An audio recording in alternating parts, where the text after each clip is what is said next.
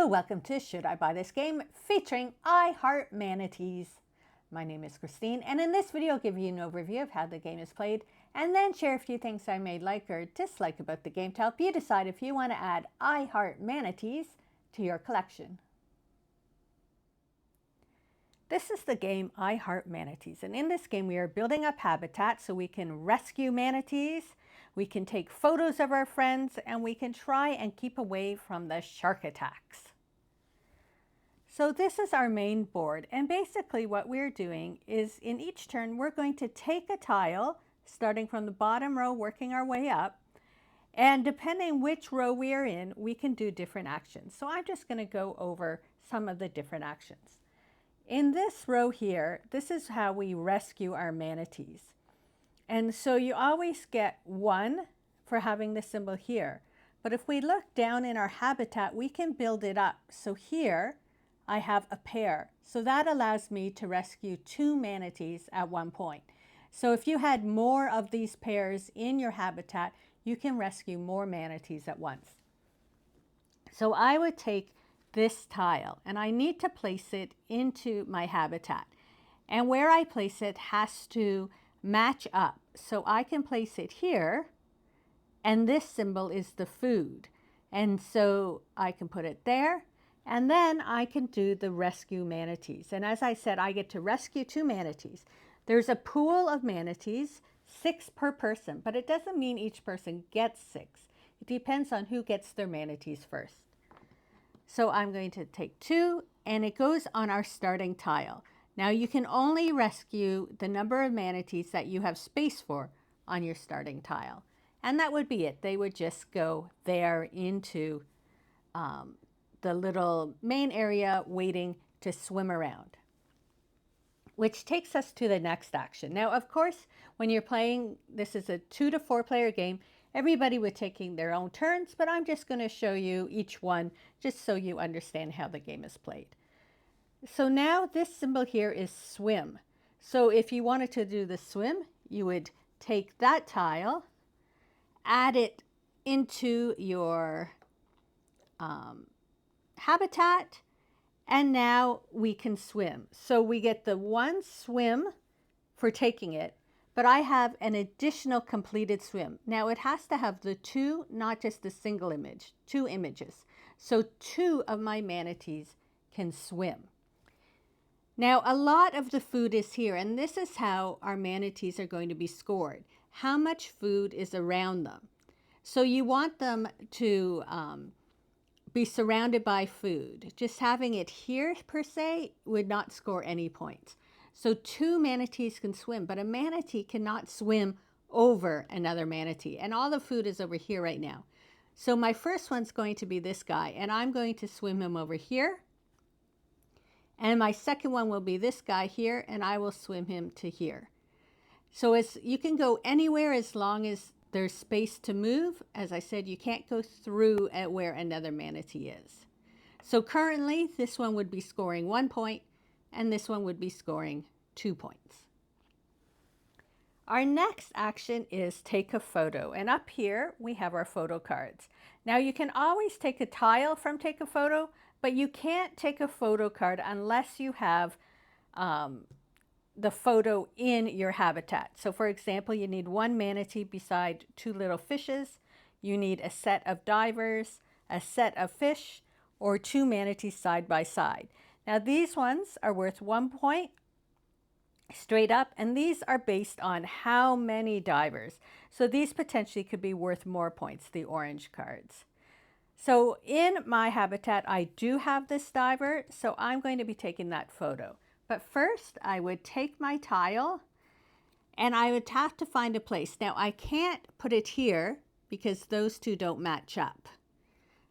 Same as here, I can't put it there. I could put it up here, but for just the sake of this game, I'm going to put it here. Now, by doing that, I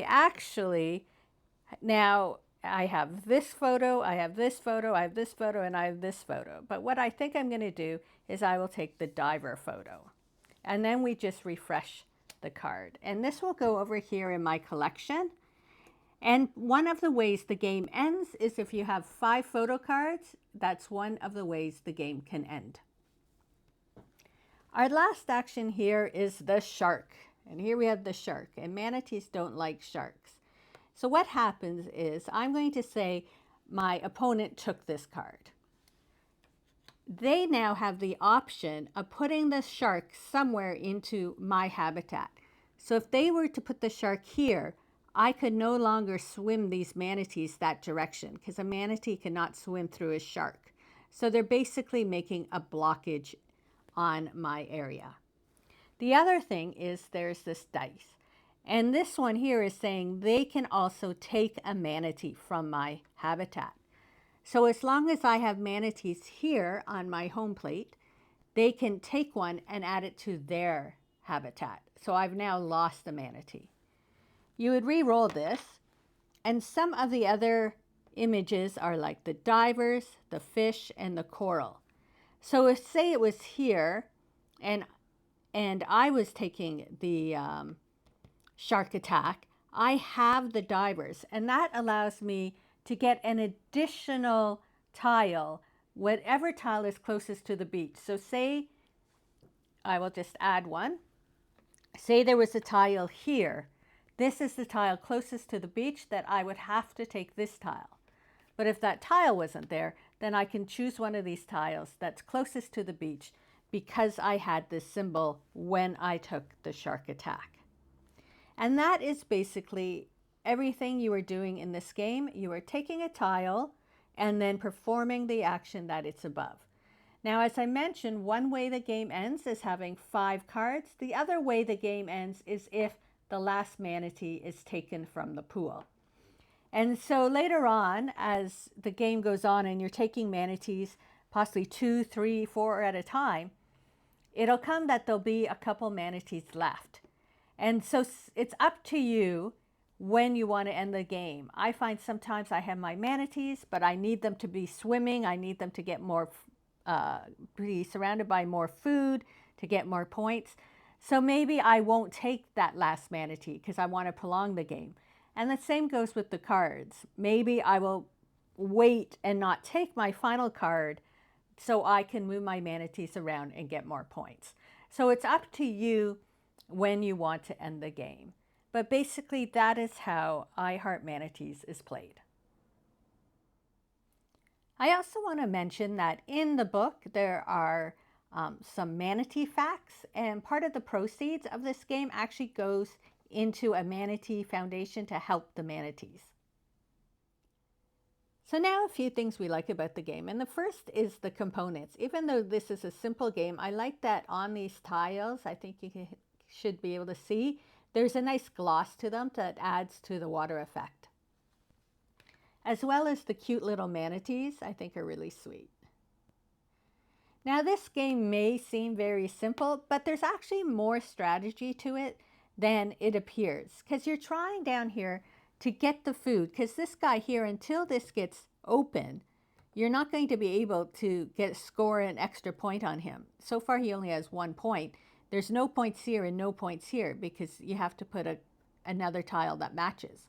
So not only do you have to get a food, you have to find a tile now that has food and a fish in that order to put the tile there.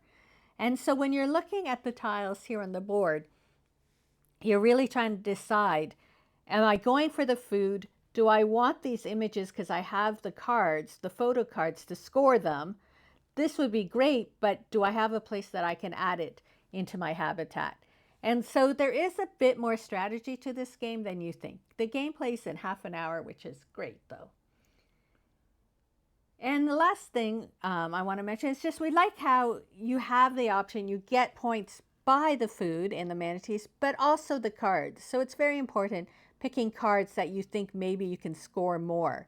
There are a couple manatee cards like this one where you score 3 points right off. So trying to set up your manatee who's surrounded by 3 food could really get you those. In this game, this is high points. The final scores have been somewhere between 20 and 25 points, so it's not a high scoring game. So all the points you can get really will add to your final score. And then the biggest challenge to the game, which I mentioned a little bit, is leaving yourself a space like this and now needing to find a specific tile.